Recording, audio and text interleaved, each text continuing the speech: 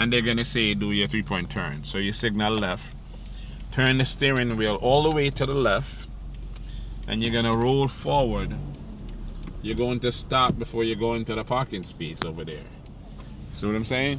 You stop in before you get to the parking space. Then you put the car back in reverse. You turn all the way to the right.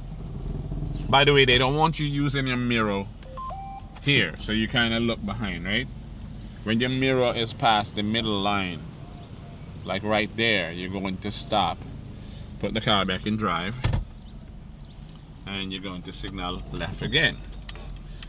Right? We're going to go to the stop sign right here, and we're going to make a left turn.